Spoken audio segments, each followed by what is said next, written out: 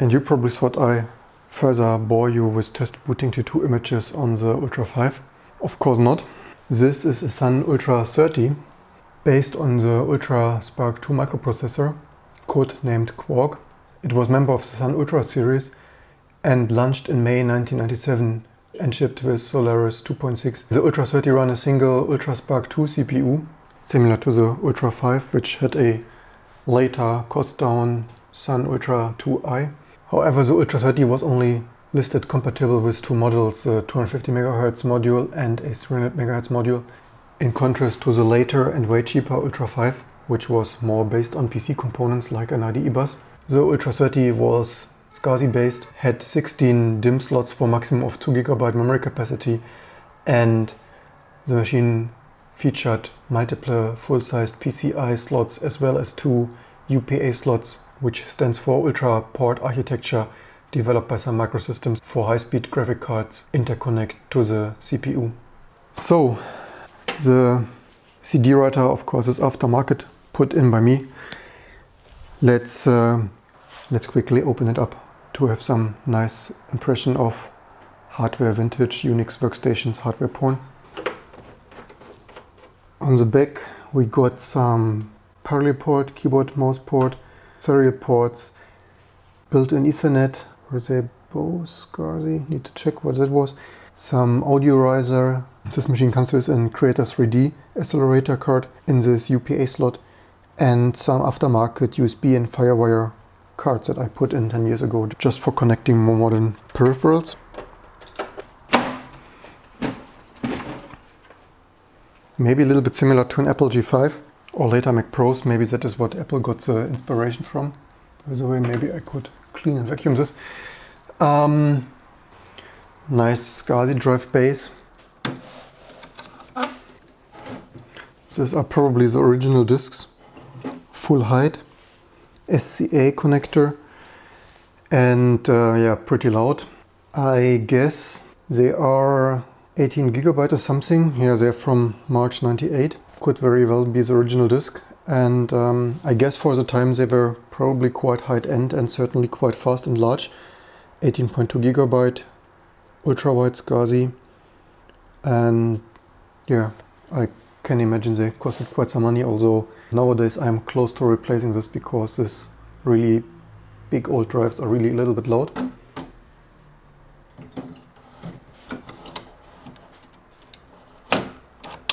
So for a closer look inside, we can take out the power supply here at the side. Nice spring-loaded screws.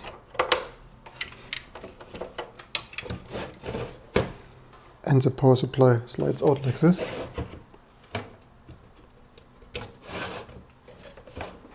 This is what I would call massive power delivery. Similar huge connectors as in the SGI Octane.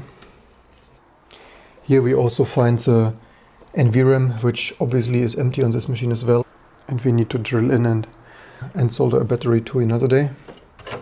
This also means to work on some of the RAM you need to slide out the power supply. SCSI backplane going over here.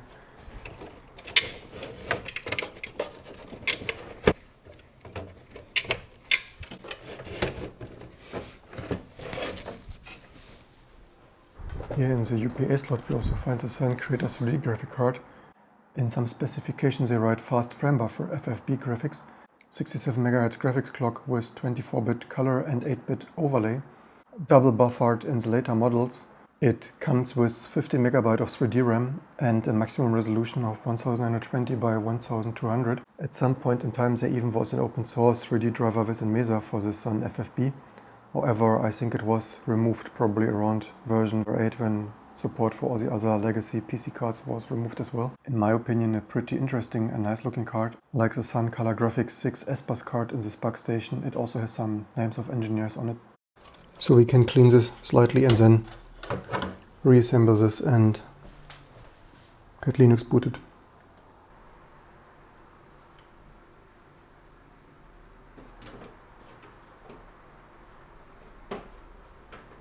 Obviously this beast is quite heavy, maybe not as heavy as a SGI Octane.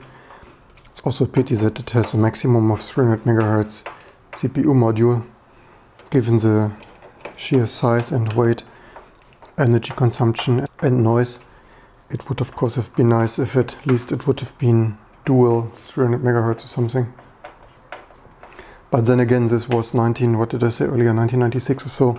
So obviously still way more high-end than PCs, especially given it was 64-bit and PCs went to 64-bit many years later.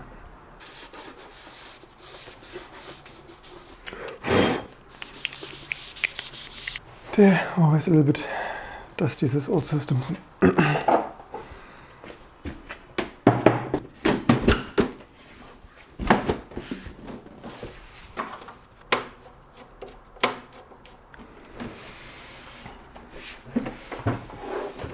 So this Ultra 30 also has the same Sun keyboard and like other workstations of this time 13W3. So let's get the SGI 13W3 adapter for the VGA.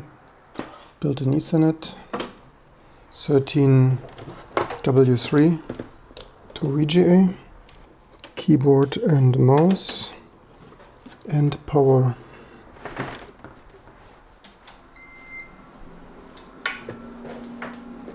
Let's hope also disassembly did not destroy something. There are two lights on. Okay, now there are more. So the self-test light pattern is different than from the Ultra 5. And the machine is still working except the NVRAM as usual. So UltraSPARC 2. For some funny reasons this is not 200 MHz but 296. Here at 384 MB. I wish the Ultra 30 would have been faster than the Ultra 5. The Ultra 5 has 360, so this one has more memory. The Ultra 5 is slightly faster, at least on the pure clock frequency.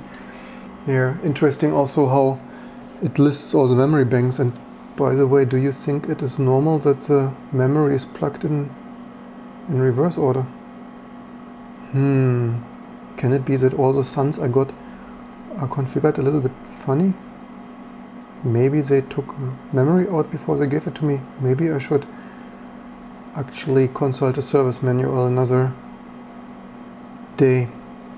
But yeah, so this USB and Firewire cards are retrofitted by me. And this would boot now some old Linux. Doesn't list the version number, but this is some installation from 10 years ago. And we will see when we boot the CD in a moment. So this brand new written CD contains, by the way, we can here. In the new Zelo we couldn't stop it, at least on the Ultra 5.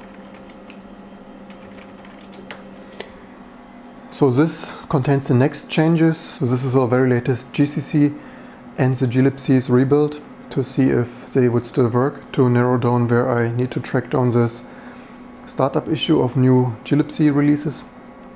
And this also contains one small fix for the setup tool to wipe and force BetterFS overwriting an existing file system.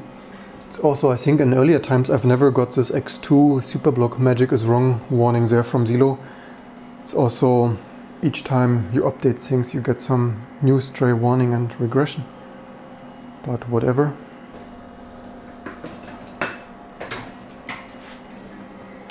Now the SCSI disks spin up.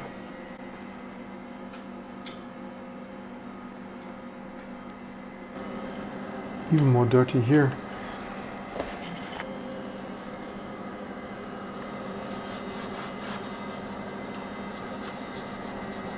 So we could actually, so this is 18 gigs and this is also 18 gigs, also it has a different model number.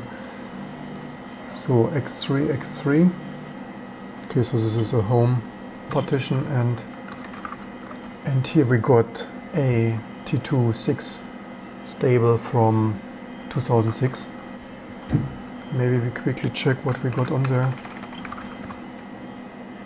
So just some T2 and Rock Linux stuff. Okay, we don't have subversion in here. Okay, but normally there, after 10 years, there should not be anything of forgotten value. If sources were not missing the last 10 or 15 years, they're probably not missing now. Okay, here we actually boot from... We could, however, just reuse it though, not to mess with the bootloader. Yeah, most is free. Move all the previous stuff to old, except lost and found. And we have X3. Where was it? X3? It was X3, okay. Activate the swap here. And let's install it. So this is a, as mentioned earlier, so this is a SPARC Station 2. And as I said, just double checking, this glibc was rebuilt with GCC 7.3 just today, obviously. And yeah, so this glibc still works. So the problem is not with the GNU compiler, but purely within the glibc. Can always be the compiler, assembler, linker, miscompiling anything. So here we narrowed this further down, and then another day I have to find what's wrong with the latest glibc. So this was approximately glibc 2.20 or something, and there we need to find out what's going on with it. So finishing the test install, and then unfortunately the 3D driver for this was removed in Bezier. So maybe another project for later this year or another year, resurrecting 3D support for this nice and vintage Creator 3D. Actually, no, I didn't test creating a new file system. Anyway, so I'm quite confident the system will just come up as it did on the Ultra 5 then. And the only part is that Zilo actually still works. And I hope you enjoyed the introduction to the Sun Ultra 30. Don't forget to share, like and subscribe, and I hope to see you soon for all the next videos to come.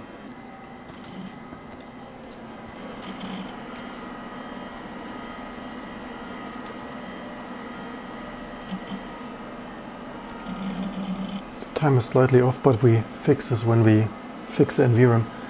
I have the feeling though the system is slightly faster for some reason.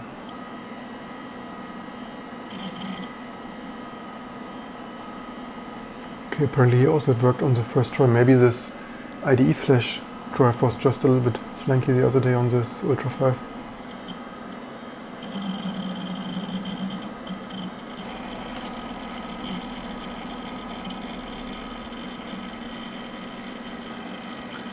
I wonder a little bit if we really need to run depmod. I mean, it's a little bit of stability test, but also on this machine it's a little bit of waste of time. Maybe I should try commenting this old code out.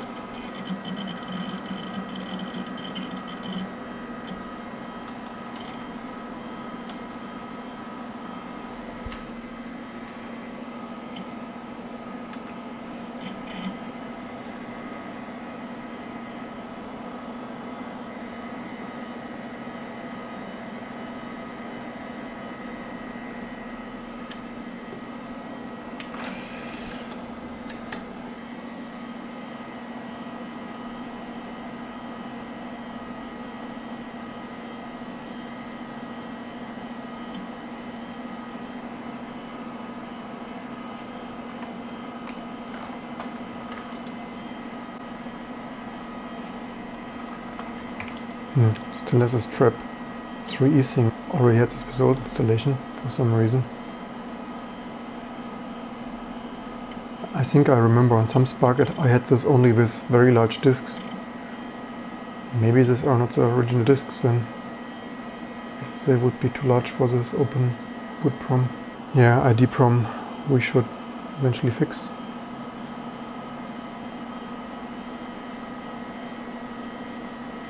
And it's at least booting so far from the hard drive.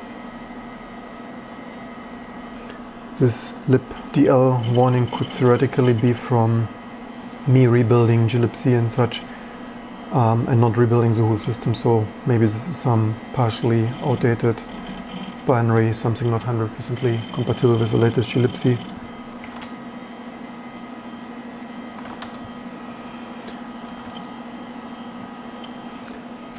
Yeah, so I guess we could publish this ISO. It's not 100% perfect, but first of all a very new one, and certainly one of the better ones. In 15 years ago I sometimes had to publish ISO images after weeks of work that still had more bugs and glitches than this, but yeah, I guess for now we could move on for the next best things, and I hope you learned something. Oh, and also with the MAC address of FF and such, Ethernet won't work, so yeah.